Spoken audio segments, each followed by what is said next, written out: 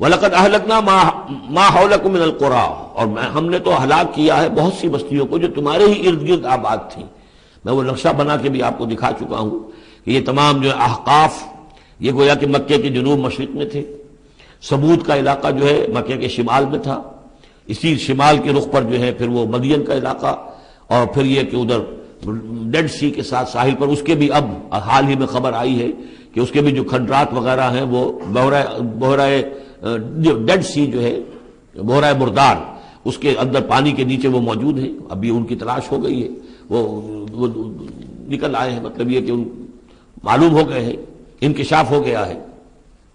تو فرمایا وَلَقَدْ أَهْلَكْنَا مَا حَوْلَكُم مِّنَ الْقُرَىٰ، ہم نے بہت سی بستیوں کو شہروں کو ہلاک کیا جو تمہارے ارد گرد ہی تھی۔ وَصَرَّفْنَا الْآيَاتِ لَعَلَّهُمْ يَرْجِعُونَ، اور اسی طرح ہم نے پھیر پھیر کر ان کو یہ آیات اپنی سنائی ہے تاکہ وہ رجوع کریں، پلٹیں، لوٹیں۔ فَلَوْلَا نَصَرَهُمُ الَّذِينَ اتَّخَذُوا مِن دُونِ اللَّهِ قُرْبَانًا آلِهَةً، تو کیوں نہ مدد کی ان ہستیوں نے جنہیں انہوں نے اللہ کے سوا سمجھا تھا کہ یہ معبود ہیں جو اللہ کی طرف اللہ سے ہمیں قریب کر دیں گے، ہمیں تقرب الی اللہ کا ہمارا ضرورت ہمیں جو ہے وہ درجے حاصل کر دیں گے، اس کا ذریعہ بن جائیں گے۔ بل ضلوا عنہم، جب وہ عذاب کا وقت آیا وہ سب گم ہو گئے، ہوا ہو گئے، خواب تھا جو کچھ کا دیکھا، جو سنا افسانہ تھا۔ وذالک افکہم، یہ تو اصل میں ان کی من گھڑت باتیں تھیں، ان میں حقیقت تو تھی ہی نہیں۔ وما کانوا یفترون، اور جو کچھ بھی افطرا وہ کر رہے تھے وہ تھا۔ وَإِذْ صَرَفْنَا، اب وہ واقعہ آ رہا ہے جس کا میں نے آج شروع میں تذکرہ کیا تھا، اور حضور صلی اللہ علیہ وسلم، اور یہ واقعہ جو ہے جبکہ حضور گئے تھے طائف، اور طائف سے جب واپس آ رہے تھے تو آپ نے نخلہ، ایک مقام ہے وادی نخلہ، اس میں چند دن قیام کیا مکے جانے سے پہلے، اور چونکہ دل گرفتہ تو بہت تھی جب آپ طائف سے واپس آئے ہیں، طائف میں جو کچھ بیتی تھی وہ آپ کو معلوم ہے۔ بہرحال وہاں آپ فجر کے وقت ایک روز نماز فجر کی پڑھ رہے تھے اور قرآن مجید پڑھ رہے تھے، اس میں قرآن الفجر ہم پڑھ آئے ہیں، فجر کی نماز میں طویل قرات ہوتی ہے، تو ایک امام ایک مقتدی، امام تھے حضور صلی اللہ علیہ وسلم، اور مقتدی تھے حضرت زید بن حارثہ، آپ کے منہ بولے بیٹے، آپ کے آزاد شدہ غلام۔ اس وقت یہ ہے کہ وہاں سے گزر ہوا کچھ جنوں کی ایک جماعت کا، وہ ٹھہر گئے، ٹھٹک کر کھڑے ہوئے، اور وہ سنتے رہے، قرآن حضور پڑھ رہے ہیں وہ سن رہے ہیں، تو اس پر وہ ایمان لائے، اور پھر جا کر اپنی قوم میں انہوں نے فوراً تبلیغ شروع کر دی۔ تو یہ بات ہمارے لیے بڑی عبرت کی بات ہے کہ جنات کی ایک جماعت نے ایک ہی دفعہ قرآن سنا، ایمان بھی لے آئے اور فوراً مبلغ بن گئے اس کے۔ لیکن ہم جو ہے سنتے ہیں اور ایک کان سے سن کر دوسرے کان سے نکال دیتے ہیں، ہماری زندگی میں کوئی تبدیلی نہیں آتی۔ تو بڑا قابل غور ہے یہ مقام قرآن مجید کا۔ وَإِذْ صَرَفْنَا إِلَيْكَ نَفَرًا مِنَ الْجِنِّ، اور جب کہ ہم نے آپ کی طرف متوجہ کر دیا اے نبی جنوں کی ایک جماعت کو، یستمعون القرآن، کہ وہ قرآن سننے لگے۔ فلما حضروہ، جب وہاں وہ پہنچے، قالوا انصتوا، انہوں نے کہا چپ ہو جاؤ، خاموش رہو، سنو، توجہ سے سنو۔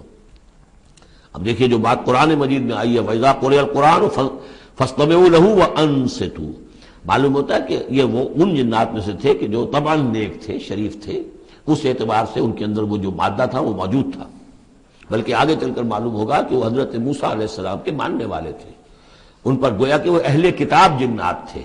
تو انہوں نے جب سنا تو بڑی توجہ کے ساتھ جو ہے وہ سننے لگے، اور کہا خاموش ہو جاؤ، سنو توجہ سے۔ فلما قضی، تو جب وہ آپ کی قرات ختم ہو گئی، وَلَّوْا إِلَىٰ قَوْمِهِمْ مُنذِرِينَ، تو فوراً اپنی قوم کی طرف پلٹے انہیں خبردار کرنے کے لیے۔ اور کیا کہا انہوں نے؟ قالوا یا قومنا انا سمعنا کتابا انزل من بعد موسیٰ، معلوم ہوا موسیٰ کے ماننے والے تھے۔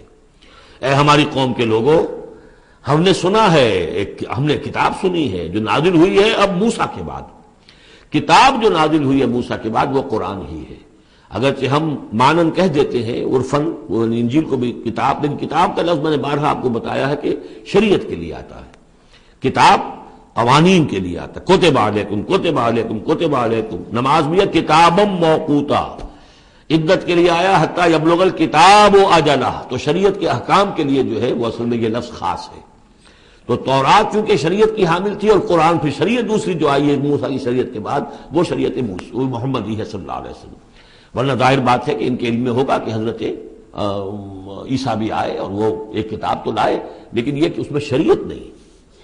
قالوا یا قومنا انا سمعنا کتابا انزل من بعد موسیٰ مصدقا لما بین یدیہ، اور یہ تصدیق کرتے ہوئے آئی ہے اس کی جو اس کے سامنے موجود ہے، یعنی تورات، یہدی الی الحق، اور یہ رہنمائی کر رہی ہے حق کی طرف، وَإِلَىٰ طَرِيقٍ مُسْتَقِيمٍ، اور ایسے راستے کی طرف جو بالکل سیدھا ہے۔ صراط مستقیم، صراط بھی راستہ، طریق بھی راستہ، سبیل بھی راستہ، سواء سبیل سیدھا راستہ، صراط مستقیم سیدھا راستہ، طریق مستقیم۔ یا قومنا اجیبوا داعی اللہ، اے ہماری قوم کے لوگوں، اللہ کی طرف پکارنے والے کی پکار پر لبیک کہو، مانو، ایمان لاؤ۔ وآمنوا بہ یغفر لکم من ذنوبکم، تو ان پر ایمان لاؤ تاکہ اللہ تعالیٰ جو ہے تمہارے گناہوں کو بخش دے، وَيُجِرْكُم مِّنْ عَذَابٍ عَلِيمٍ، اور تمہیں بچا دے عذاب علیم سے، دردناک عذاب سے۔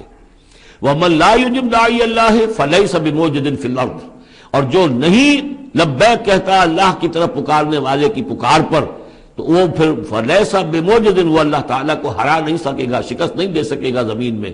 وَلَيْسَ لَهُ مِن دُونِهِ أَوْلِيَاء، اور نہیں ہوں گے اس کے لیے کوئی ایسے اس کے رفیق اور اس کے پشت پناہ اور مددگار جو اسے اللہ کی پکڑ سے بچا سکے۔ أُولَٰئِكَ فِي ضَلَالٍ مُّبِينٍ، یہ لوگ تو گویا کہ کھلی گمراہی کے اندر ہوں گے۔ اب یہ بات جو ہے جیسا کہ میں نے اس کے تو قابل غور ہے ہمارے لیے۔ اب ظاہر بات ہے کہ داعی جب تک نبوت کا سلسلہ جاری تھا وہ اللہ کے نبی ہوتے تھے۔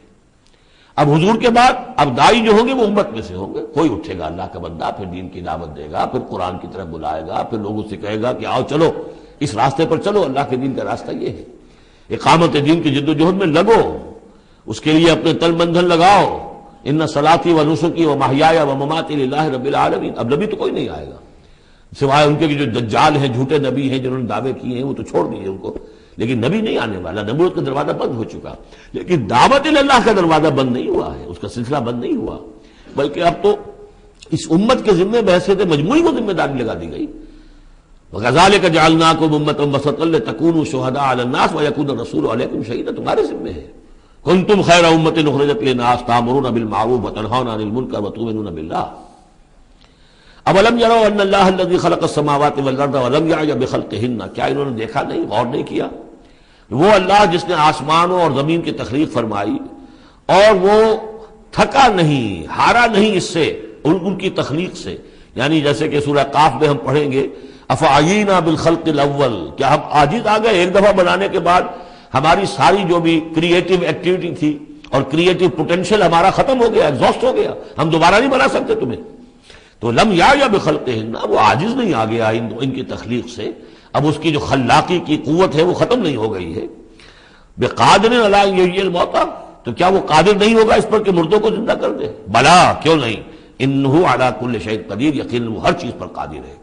ویوم یعرض الذین کفروا علی النار، اور جس روز کے پیش کیے جائیں گے یہ کافر آگ پر، الیس ھذا بالحق، اس وقت سوال کیا جائے گا یہ ہے حق، یہ حقیقت ہے یا نہیں؟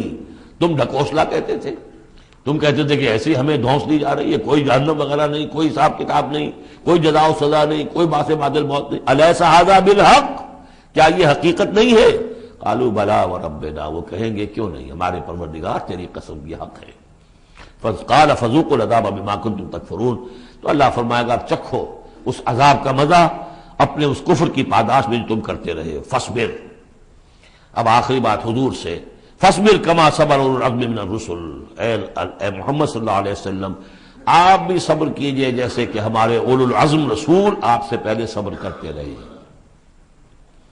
یہ اولو العزم من الرسل عام طور پر خیال ہے کہ 5 ہیں، بعض حضرات 7 شمار کرتے ہیں، حضرت ہود حضرت صالح کو بھی شامل کرتے ہیں، لیکن 5 پر چونکہ اسی سلسلہ سور کی صورت ہے سورہ شورى جس میں 5 کا ذکر ہے۔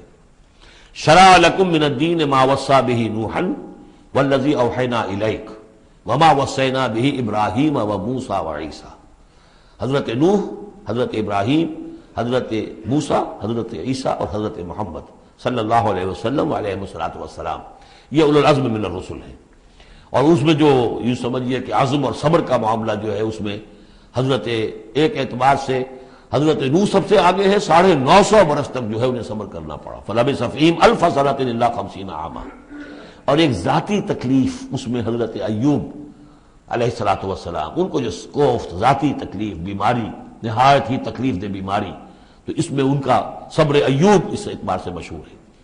فاصبر کما صبر اولو العزم من الرسل، صبر کیجئے جیسے کہ ہمارے اولو العزم پیغمبر صبر کرتے رہے۔ ولا تستعجل لهم، اور ان کے لیے جلدی نہ کیجئے۔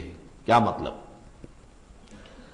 یہ خیال جو کبھی شاید حضور کے دل میں بھی آ جاتا ہو، لیکن یہ کہ دوسرے مسلمانوں کے دلوں میں آنا تو بالکل قرین قیاس ہے کہ اللہ تعالیٰ ان کو پکڑتا کیوں نہیں؟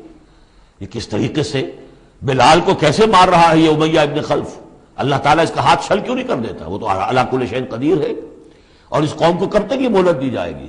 کیوں نہیں ان پر عذاب آ جاتا جیسے کہ عذاب آیا تھا پچھلی قوموں کے اوپر؟ فرمایا نہیں ولا تستعجل، پچھلی صورت بھی اسی پر ختم ہوئی تھی کہ اے نبی اہل ایمان سے یہ کہیے کہ ذرا ان کو ابھی معاف کریں، ابھی ان کو کچھ عرصے کے لیے، چونکہ جو ہمارا ابھی فیصلہ جو ہے وہ یہ ہے کہ ابھی وہ وقت عذاب کا نہیں آیا ہے، تو ابھی یہ ذرا درگزر کرتے رہیں۔